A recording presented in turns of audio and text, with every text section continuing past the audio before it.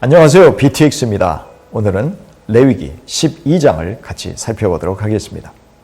12장에서는요, 부정한 사람과 정결한 사람에 관한 규례를 말씀하시면서 해산하는 여인의 부정한 것과 그 부정함을 깨끗하게 하는 방법이 제시되어 있습니다. 여인이 남자를 출산하였을 때는 7일, 여자아이를 낳았을 경우에는 14일간 부정하다고 하였습니다. 이 기간 동안 산모는 남편이나 친구들과도 별거해야 하며 시중드는 사람까지도 부정하였습니다. 자, 이렇게 산모가 부정하게 여겨지는 것은 인체의 파괴의 결과로 피가 분출되는 것 때문이라고 합니다. 그래서 레위기에서는 주검, 산모, 문둥병을 불결한 것으로 보았습니다. 2절의 월경과 4절의 산혈을 부정으로 보는 것도 이와 같은 주장을 뒷받침한다고 할 수 있습니다. 남자아이의 경우는 태어난 지 제8일에 할례를 받게 했습니다. 즉 부정의 기간이 지난 바로 다음 날 남자아이의 생식기 끝부분의 포피를 자른 것입니다. 그런데 여인이 여자아이를 낳으면 2일에 즉 14일 동안 부정하다고 했습니다. 이것은 남자아이를 낳고 부정하게 되는 기간의 2배가 됩니다. 이것은 여자가 원죄에 대한 직접적인 책임 때문이라는 해석이 있습니다. 물론 남자나 여자가 존재에 있어서나 권리에 있어서는 동등합니다. 그러나 죄의 책임에 있어서는 여자가 해산의 고통을 겪는 것으로 되어 있기 때문이죠. 산모가 남자아이를 출산하였으면 정결케 되는데 총 40일이 걸렸으며 여자아이를 출산하였으면 총 80일이 걸렸습니다. 즉 여자아이를 출산하면 정결기간이 2배로 늘어납니다. 그 이유가 무엇일까요?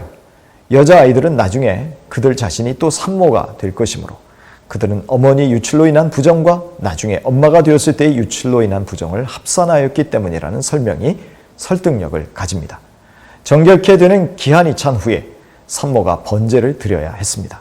1년 된 어린 양을 번제로 드리기도 하고 가난하여 어린 양을 드릴 수 없는 형편이면 비둘기를 예물로 드려야 했습니다. 이 번제는 기본적으로 헌신의 의미가 담겨 있으며 특히 산모가 해산의 고통과 위험에서 생명을 지키신 하나님께 감사하여 자신을 하나님께 드린다는 의미입니다. 속죄제를 위하여는 누구나 똑같이 집비둘기 새끼나 산비둘기를 드렸습니다. 감사와 헌신에 빈부의 차이를 두셨으나 속죄 제사에는 빈부의 차별이 없게 가난한 자들을 배려하신 것입니다. 바울은 이 해산한 여인이 번제와 속죄제를 드림으로 정결케 되었지만 정결로서 믿음과 사랑과 거룩함에 거하는 것이 구원에 이르게 한다고 말씀합니다. 그리고 이것이야말로 어떤 속죄 제물보다 더 주님을 기쁘시게 하는 것이라고 말하지요. 디모데전서 2장 15절입니다. 그러나 여자들이 만일 정숙함으로써 믿음과 사랑과 거룩함에 거하면 그의 해산함으로 구원을 얻으리라. 출산 자체가 죄가 아니듯이 출산에 따른 유출은 죄가 아닙니다. 그러나 부정합니다. 여기서의 부정은 정상이 아니거나 온전하지 않다는 의미입니다. 그래서 온전하게 되는 기간을 거쳐야 한다고 말씀하십니다. 산모들에게 제약을 가하시는 것이 아니라 산후조리를 통해 온전케 하시려는 하나님의 세심한 보살핌이십니다. 정결케 되는 기간이 끝나고 속죄제나 번제를 드릴 때도 하나님의 섬세한 배려가 빛을 발합니다. 가난하건 유복하건 그 어느 누구라도 하나님께 나올 수 있는 길을 만들어 놓으셨습니다. 속죄제를 드릴 때 누구나 똑같이 비둘기를 드려야 하고 번제도 형편에 따라 어린 양이나 비둘기를 드릴 수 있게 하셨습니다. 예수님이 탄생하셨을 때 육신의 부모인 요셉과 마리아는 가난해서 비둘기 2마리로 하나님께 속죄제와 번제를 드렸습니다. 누가복음 2장 24절의 말씀입니다.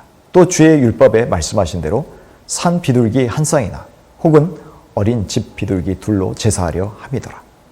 갓난아기 시절부터 이미 우리의 모든 상황을 직접 경험하신 예수님은 우리를 깊이 이해하시고 용납하여 주십니다.